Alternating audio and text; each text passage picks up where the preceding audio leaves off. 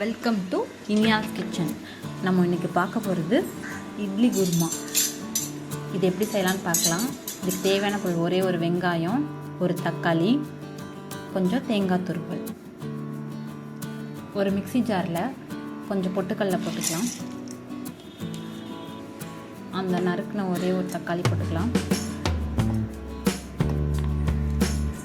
கொஞ்சம் இஞ்சி, ஒரு 4-5 பல் பூண்டு, ஒரு ஸ்பூன் சோம்பு, ஒரு 2 கைப்பிடி தேங்காய் துருவல் எடுத்துக்கலாம்.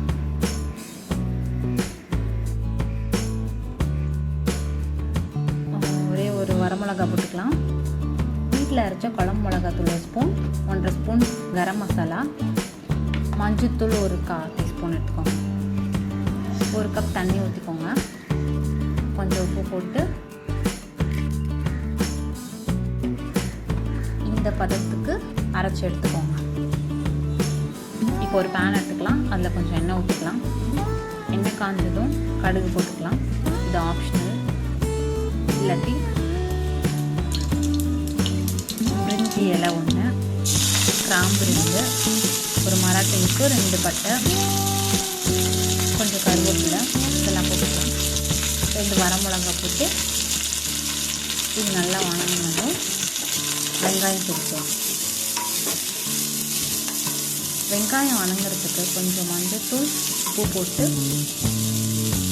போட்டால் கொஞ்சம் சீக்கிரம் வணங்கும்.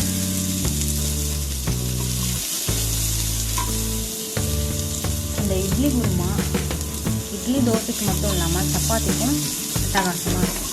ட்ரை பண்ணி பாருங்க. இது ட்ரை ரோஸ்ட் ஆகணும்னு அவசியம் இல்லை.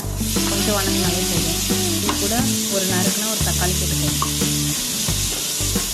தக்காளி வெங்காயம் நல்லா வணங்கணும்.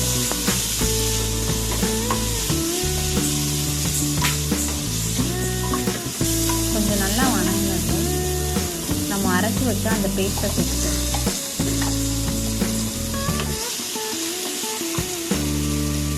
இப்போ பேஸ்ட்டை சேர்த்து ஒரு வணக்கிக்கோங்க. அப்புறம் தேவையான அளவு தண்ணி ஊற்றணும்.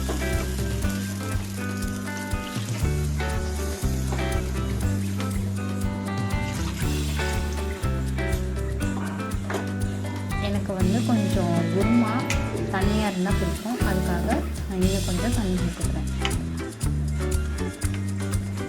அப்போ தான் தண்ணி நல்லா கொதித்து சுண்டி வரும்போது கொஞ்சம் நல்லாயிருக்கும்.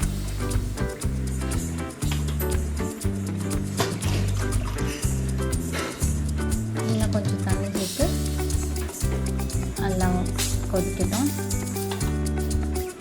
இதை இப்போ மூடி வச்சுக்கலாம். ஒரு 10 நிமிஷம் கழித்து அதை எடுத்து பார்த்தீங்கன்னா நுரையெல்லாம் கட்டி வரும். அப்போ கொஞ்சம் நல்லா வந்துச்சுன்னு அர்த்தம்.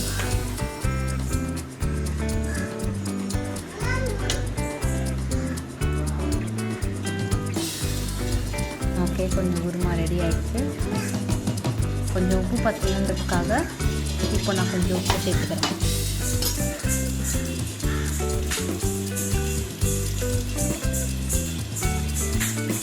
இப்போ நல்லா கொதித்து ரெடி ஆகிடுச்சு குருமா.